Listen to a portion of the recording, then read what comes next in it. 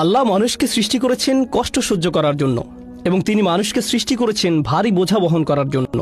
লাকাদ খালাকনাল ইনসানা ফি কাবাদ। আমরা অবশ্যই মানুষকে সৃষ্টি করেছি ভারী বোঝা বহনের জন্য এবং কঠোর পরিশ্রমের জন্য। মানসিকভাবে আপনি লড়াই করছেন, শারীরিকভাবে আপনি সহ্য করছেন, আপনি লড়াই করছেন। হতে পারে আপনি স্বাস্থ্যের জন্য লড়াই করছেন, আর্থিকভাবে লড়াই করছেন, মানুষের কারণে লড়াই করছেন। এই জীবন আল্লাহ এটি নকশা করেছেন কঠিন করে। কখনো হয়তো আপনি অন্যের দিকে তাকান এবং আপনি বলেন, আমার চেয়ে তাদের জীবন অনেক সহজ। কিন্তু আপনি জানেন না আল্লাহ তাদের আসলে কি অসুবিধা দিয়েছেন। এটি আপনার কাছে অদৃশ্য। প্রত্যেকেরই সমস্যা আছে, প্রত্যেকেরই চ্যালেঞ্জ আছে।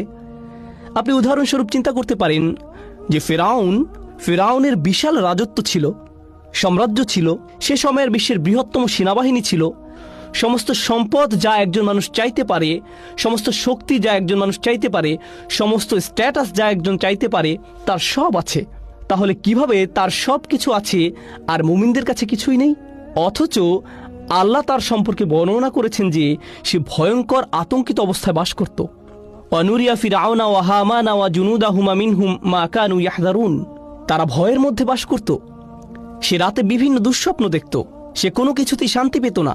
কখনো কখনো মানুষের কাছে বস্তুগত জিনিস থাকে, কিন্তু তাদের মনে শান্তি নেই।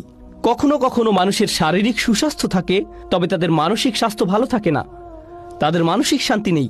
সুতরাং সমস্ত মানুষকে আসলে সংগ্রামের মধ্য দিয়ে যেতে হয়, এবং এটি বিশ্বাসী এবং অবিশ্বাসী সবার ক্ষেত্রেই প্রযোজ্য। সুতরাং প্রথম যে জিনিসটি আমি আপনাদের সকলের কাছে পৌঁছাতে চাই এবং একই সাথে নিজেকেও মনে করিয়ে দিতে চাই, তা হলো আমরা বিশ্বাসী, কিন্তু এর অর্থ এই নয় যে তার ফলে আমাদের সমস্যাগুলো অদৃশ্য হয়ে যাবে। এটি এমন নয় যে আমি বিশ্বাসী তাই আমার কোনো দুঃখ থাকবে না, অথবা কারণ আমি বিশ্বাসী তাই আমি কোনো কিছু নিয়ে উদ্বেগ অনুভব করব না। আমার পারিবারিক সমস্যা হবে না, বা আমার আর্থিক সমস্যা হবে না, স্বাস্থ্যগত সমস্যা হবে না, বা অন্য যে কোনো কিছু। বিশ্বাস করুন, আল্লাহর উপর আমাদের বিশ্বাস, আল্লাহর সাথে আমাদের সম্পর্ক, তা আমাদের সমস্যা সমাধানের জন্য না। আমাদের জীবনে যেসব মানুষ আমাদের সমস্যায় ফেলেছে তা থেকে মুক্তি দেওয়ার জন্য এটি নয়। এটি আমাদের বিশ্বাসের উদ্দেশ্য নয়। যদি আসলে তাই হতো, তাহলে নবীগণ আলাইহিসসালাম আল্লাহর সাথে যাদের সর্বাধিক ঘনিষ্ঠতা ছিল, তাদের জীবন সবচেয়ে সহজ হতো। তারা ভাবতেই পারত যে তারা দোয়া করবে আর তাদের সমস্ত সমস্যা অদৃশ্য হয়ে যাবে। কিন্তু যদি আপনি নবীদের জীবন অধ্যয়ন করেন, তারা আল্লাহর নিকটতম মানুষ আলাইহিসসালাম, কিন্তু তাদের জীবন সবচেয়ে কঠিন। আবারও বলছি, তাদের জীবন সবচেয়ে কঠিন, এবং কখনো কখনো তাদের কাছে সবচেয়ে কঠিন সময় আসে, এমনকি দূরের শত্রুদের কাছ থেকে নয়,